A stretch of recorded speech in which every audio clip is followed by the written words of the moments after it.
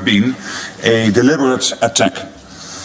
We stand in solidarity with our ally Germany, and our thoughts are with the victims and their loved ones. Here at NATO, I was glad to welcome the new US Secretary of Defense Pete Hegseth to NATO for the first time. Secretary Hegseth came with a clear message of America's enduring commitment to a strong NATO alliance and of America's clear expectations for all allies to carry their fair share of the burden. We also discussed the situation in Ukraine, together with Minister Umerov. All allies and Ukraine are united in their desire for peace in Ukraine. We all agree that we need to put Ukraine in the best possible position for negotiations. And we need a durable and lasting peace, not a Minsk III. So we had an excellent set of discussions focused on the urgent work ahead.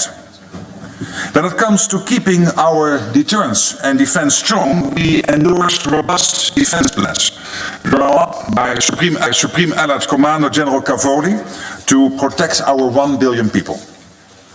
To ensure we are fully ready to execute these plans, also in the future, we need more military capabilities. And for that, we need significantly more defense spending. So there is no time to waste. Our continued freedom and prosperity depend on it. Defense spending is already growing. Since 2014, European allies and Canada have added more than 700 billion additional US dollars for defense.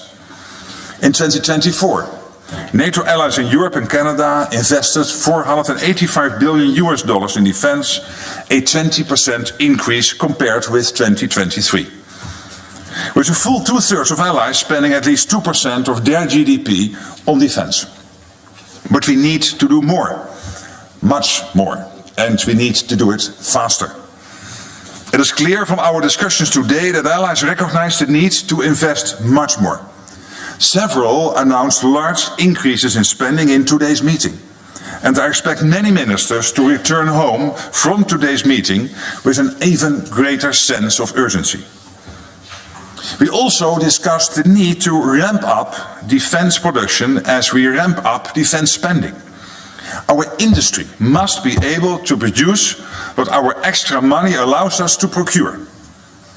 We have already seen a significant increase in defense production across the alliance in recent years. We are producing more and faster than at any time in decades. But we can and must do more. To ensure the credibility of our deterrence and defense for years to come, we need to shift to a wartime mindset. And we need industry to shift with us. Industry has taken steps to improve production capacity, but they can do better. The demand signals are clear, and they'll continue to grow. Today we agreed an updated action plan to rebuild a strong defense industry on both sides of the Atlantic. A robust defense industry will make the alliance stronger and create more jobs in Europe and North America. Allies also met with Ukraine in the NATO-Ukraine Council, and we are joined by the EU High Representative Kaja Kallas. Defense Minister Umerov briefed allies on the latest developments on the ground. And allies took note of President Trump's initiative for peace talks, which Secretary Hegseth had already outlined in our consultations within the UDCG yesterday afternoon. We discussed the importance of our continued support to Ukraine, which is crucial so that this brutal war of aggression can come to a just and lasting end. And we discussed the need for European allies and Canada to. In 2024, NATO allies provided over 50 billion euros in security assistance to Ukraine. Nearly 60% of this coming from Europe and Canada. This is well above the 40 billion that we have pledged for the year. The newly established NATO command in Wiesbaden, Germany, is at the forefront of coordinating these contributions. This command is now operational and is doing important work. And allies announced new military support packages yesterday and today. This will help Ukraine in its fight today and to build up Ukraine's armed forces in the long term. All of this sends a clear signal that Europe and Canada are taking on a greater proportion of the transatlantic burden sharing. So we had an honest and forthright discussion among ourselves and with Ukraine. And we are coming out our meetings over the past 24 hours with a clear sense of purpose, commitment and urgency. And with that, I'm ready to take your questions. All right. We'll start with Sky News. Thank you, Deborah Haynes from Sky News. Good afternoon. Good afternoon. Are all NATO allies united behind Ukraine in this, what President Zelensky has said, this belief that no negotiation on ending the war can take place without Ukraine at the table? And are allies united that Ukraine cannot be forced into an agreement unless it actually accepts the conditions? What we are clearly united about is that, first of all, we have to make sure that when talks start, Ukraine is in the best possible position. And obviously this is about Ukraine, so Ukraine will be involved in any way and whatsoever. And at the same time, we are also in total agreement that an outcome has to be durable. As Pete Hegseth, the Secretary of Defense, said yesterday, we cannot have a Minsk III again. So whenever the outcome is there, we have to make sure that Putin will not try to grab another square mile, kilometer of Ukraine. All right. We'll go to Reuters. Thank you very much, Secretary General. You have said repeatedly that Ukraine needs to be put in a position of strength before talks could start. But President Trump has said that talks are starting immediately. So does that mean that Ukraine is now starting negotiations from a position of weakness? No, and I do not completely agree with you, because what will happen, of course, even if talks start, they will not end on day one or day two. So there is, let's say, a path there where we have to make sure that talks are successful, and it is important that we get to a peace deal, and at the same time to make sure that Putin understands that the West is united, that Ukraine is getting all the support it needs to prevail. That is very important, but also that he understands that we will only conclude those talks when we are absolutely assured that the outcome can be sustained, that the outcome is enduring, is lasting. All right. RBC, Ukraine.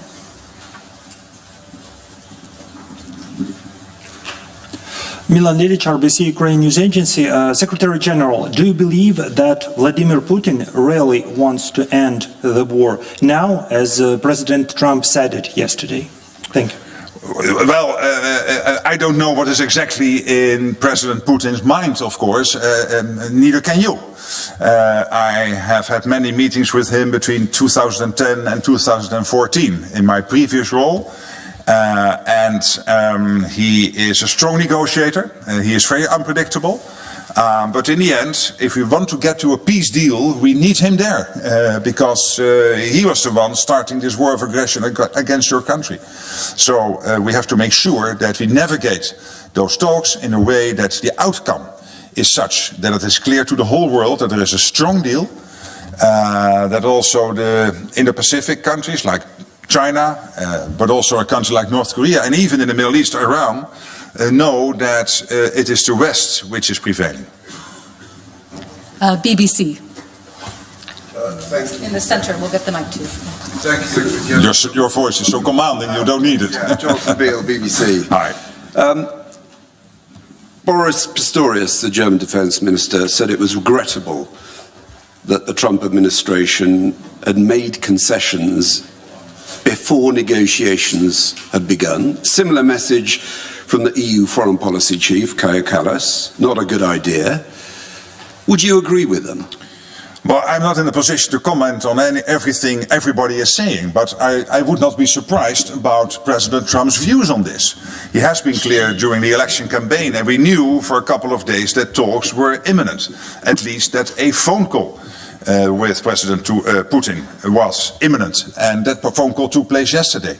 And now we have to make sure collectively that we do everything to make sure that we get to a lasting outcome of those talks. All right. Moscow Times, please. Thank you. Secretary General, many experts say that after yesterday's President Trump's speech, that the agreement, if it might be signed, the peace agreement, if it might be signed in the way, in the tone which was articulated by the Washington, will make Moscow and President Putin stronger, and it might lead to President Putin's decision that he can challenge some other countries. If yes, do you agree with this? And who he might challenge or attack, as experts say? Well, I have not seen the outcome of peace negotiations. They have not even started. What I know is that all allies here today, and I know that the White House thinks the same, are of the opinion that we have to make sure, yes, that there is peace in Ukraine, that we end this awful situation, this war of aggression where hundreds of thousands of people have now been dead or seriously injured on both sides of the border. And it is really horrible. So we want to end this. But of course you have to make sure that you conduct those talks in a way where the outcome is such that it will not be seen as a loss to the West, one, and two, that we make sure that the outcome is seen as enduring. That it will not be challenged again, like we have seen after Crimea and after the Minsk Accords in 2014, where immediately basically moving forward to 2015 and 2016, Putin started to challenge the outcome of these agreements. Bloomberg, behind the cameras.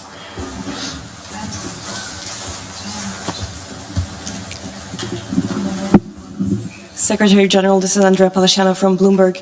President Trump has said that negotiations are effectively starting. Europeans are not in the conversation right now. They're not at the table. What can European allies, European NATO allies do to get back in the conversation? And what exactly can they offer? What can they put on the table to be included in these discussions? Well, clearly we are intensely consulting amongst each other, including with the United States. I will be myself in Munich tomorrow, meeting with Vice President Vance. Kellogg, the special representative for Ukraine, special representative for President Trump, will be here at NATO on Monday. Yesterday I had dinner with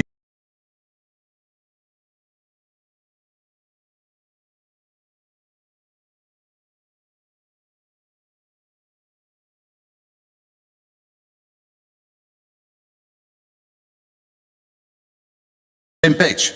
And this is a democratic alliance. You do not always start with concurring positions. But in these 24 hours, what I have seen was a tremendous sense of unity and of convergence of views, and maybe not on everything and every detail, but still an alliance moving united forward. All right, staying in the same part of the room, woman in the white blouse and beige vest. Good afternoon. My name is Julia Serevan. I'm from Republic of Moldova, representing here Journal TV. So, Mr. Rutte, last night the airspace of the Republic of Moldova was overflown by Russian drones. Some of them even exploded on the Moldovan territory, which is very serious and endangers the lives of our citizens. What can allies do to help Moldova to protect its airspace, because it's really dangerous right now, and as we speak, Moldovan citizens are in danger? Well, as you know, many allies, I hosted Maia Sandu, the president of Moldova, here myself in late 2024, I think it was in December. So we are having a lot of talks and consultations, and many allies are also bilaterally supporting Moldova. The European Union is very much involved because we all care about your beautiful country. And to make sure that you prevail in this ongoing, let's say, yeah, you would call it hybrid in the past, but this is really destabilization campaigns and sometimes even state-sponsored terrorism against your country. And this is what we are doing, working together on this, consulting, making sure that we are on the same page. That is very important. All right, and just behind her, Frankfurt Allgemeine Zeitung. Thanks a lot, Thomas Kutschka with Frankfurter Allgemeine Zeitung. Secretary General, yesterday the US Secretary of Defense also said that in the future Europeans need to take ownership of their own, as he said, conventional security. How do you read this? Does it mean that we should expect the bulk of the US forces in Europe, which are about 100,000 at the moment, will be withdrawn from the continent? Did you discuss this with him? Did you get any assurances? And would it be wise for Europeans to basically foresee a situation where the US only provides a nuclear umbrella, but no longer any conventional protection? Thank you. Thank you for the question. And you know, Pete Hegseth visited Stuttgart on Tuesday.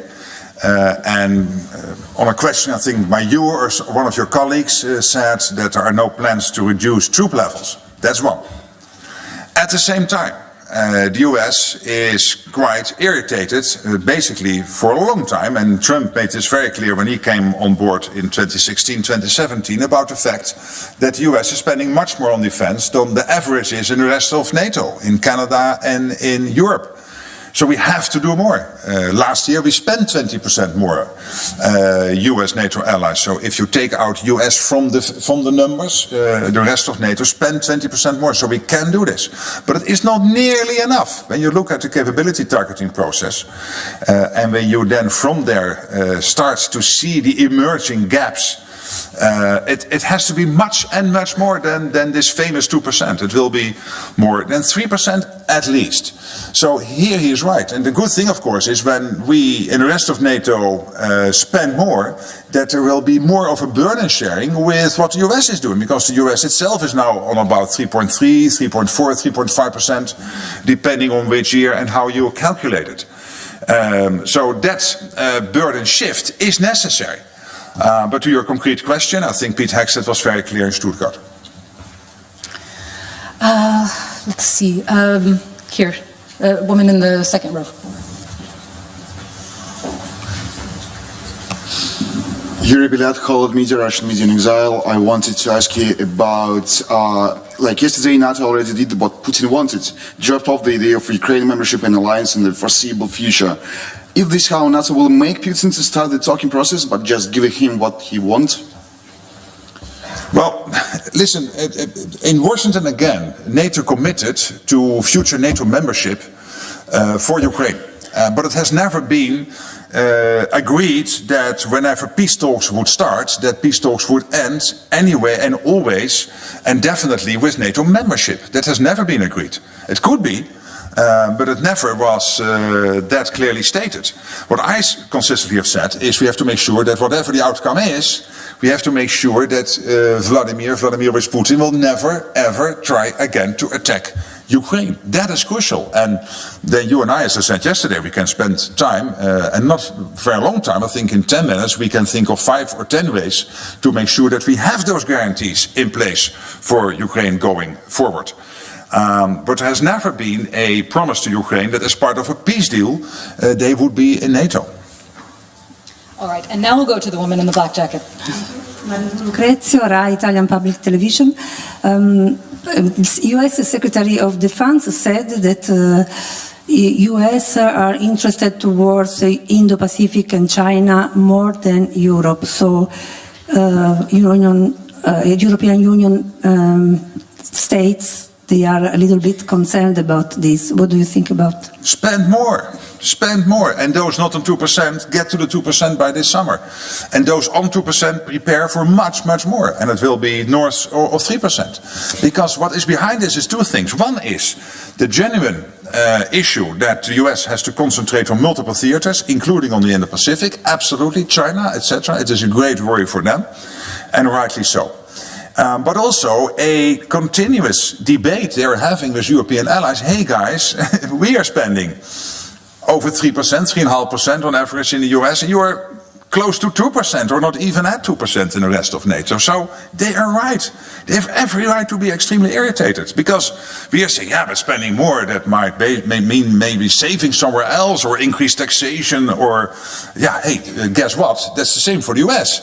when you spend 3.5% on defense, then you cannot spend it on your pensions or you cannot lower your taxes by that amount.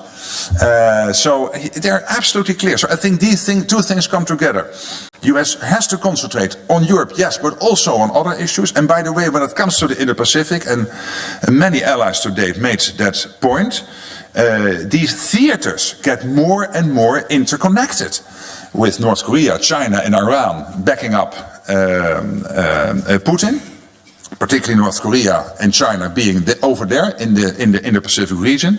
As I said before to you, I have sometimes more phone calls coming out of Korea, Japan, Australia, New Zealand from senior politicians there than from some NATO allies. So they're really worried about what's happening there. They want us to work closer together. And I also said today, if the US, rightly so, sees China and other emerging situations in the Indo-Pacific as an emerging threat to that country, then we have to face that together. Not that NATO is now expanding to the Indo-Pacific, but then you have to work together as an alliance how to make sure that those security threats of the US are also a concern for us here in Europe. NHK. Satya from NHK, the public TV station in Japan. Thank you. Kind of following up on my colleague's question, do you expect the IP4 countries to be spending more on defense, considering these situations? Well, of course, what I'm really doing in NATO is to make that push for more spending.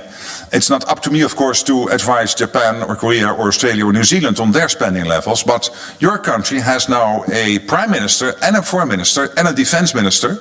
The defense minister is defense minister, and the foreign minister and the prime minister are former defense ministers. So you have the three most involved politicians in the cabinet really being very much, and I was on the phone with the Prime Minister recently, and we totally agreed on the importance of working together. But of course, it is not up to me to now even move outside NATO territory and start to lecture the whole world that they have to spend more on defense. All right, we have time for just a few more. BBC Russian service. Thank you very much. Firstly, just to follow up, you thought it was clear that this call that happened between Putin and Trump was imminent and you knew about this. Should we take it as a sign that you and other allies knew beforehand, before this call happened, that like Trump was going to talk to Putin? And do you think that the position that he shared with Mr. Putin, was it just American position, or was it, you know, like something that everybody agreed on? This is my first question. So I first answer that question, okay, then sure, you go to your second question. Sure. Now what I said is we always knew that this week that call was imminent, not exactly at that particular time slot. It's not that detailed that we consult with each other, but we knew a call would happen soon. It was imminent, and teams are consulting each other. That doesn't mean that we always consult in detail about all the talking points in each of the phone calls each of the leaders within NATO is making.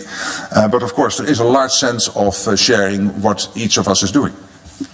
Okay, and my second question is, President Zelensky said today that there's a huge risk that the negotiations and just the conversation about the future of Ukraine and Europe could turn into bilateral US-Russia conversation. And I think it's not a secret that Vladimir Putin wants to see something like the second Yalta, you know, like the situation where he sits with an American president and they decide on the fate of the whole world. And it feels that in the last 2 days, the risk that Europe will be excluded, Europe and Ukraine will be excluded from this conversation became much higher. What do you think about this? Well, first of all, the first one President Trump called after he was on the phone with Putin was President Zelensky. They talked for an hour. Tomorrow, President Zelensky will meet with Vice President Vance. I will myself have talks tomorrow with President Zelensky in Munich. So we are closely coordinating between the US and also Ukraine and, of course, European allies. All right, and just behind her, the blonde woman. Tanja Komarica, Serbia. What are the key challenges in NATO's relation with non-member countries in the Western Balkan, and how does NATO plan to strengthen cooperation with these countries?